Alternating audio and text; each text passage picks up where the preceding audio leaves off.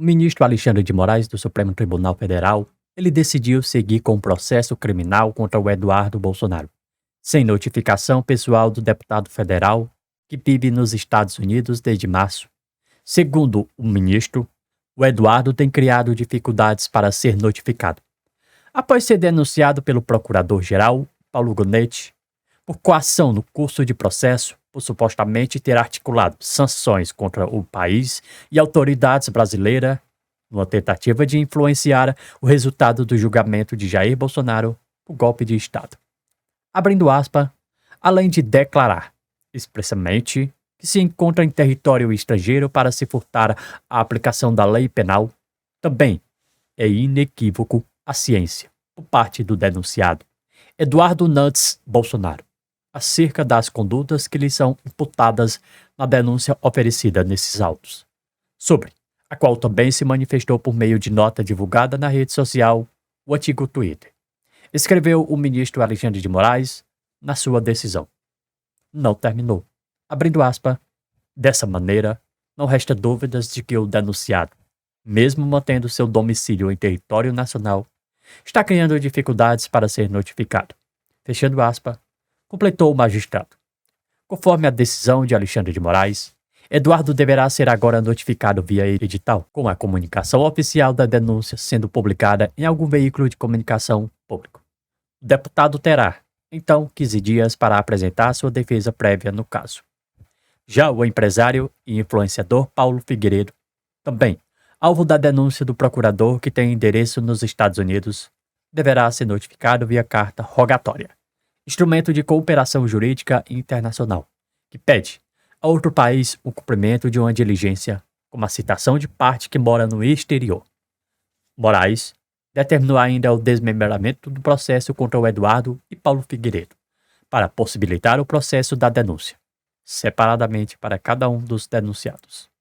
Eduardo e Paulo Figueiredo foram denunciados em 22 de setembro pelo procurador sob acusações de terem tentado influenciar o resultado do julgamento por Jair Bolsonaro no golpe de Estado.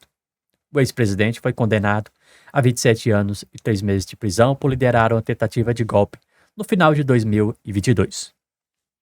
Abrindo aspas, ambos os acusados, repetidas vezes, conforme visto, apresentaram-se como capazes de obter sanções no interiores, que obtiveram o fato de extrema gravidade as suas consequências tanto para a economia nacional como para os julgadores do caso em Jair Bolsonaro, juntamente com Paulo Figueiredo e outros.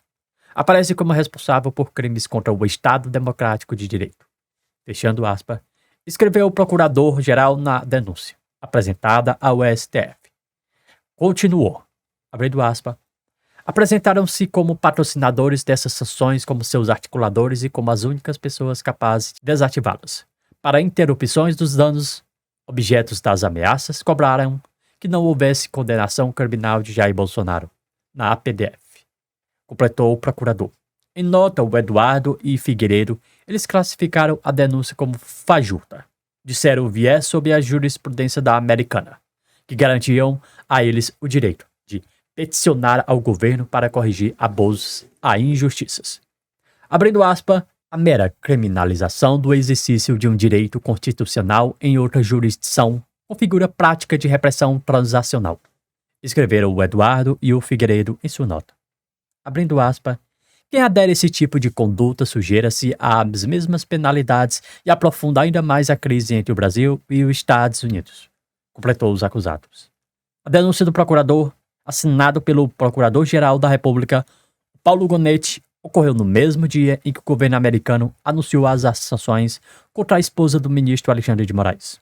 Viviane Bassi de Moraes sofreu sanções, assim como o ministro sobre a Lei Magnitsky, uma das mais severas disponíveis para Washington punir estrangeiros que consideram autores de graves violações de direitos humanos e prática de corrupção, conforme publicado no site.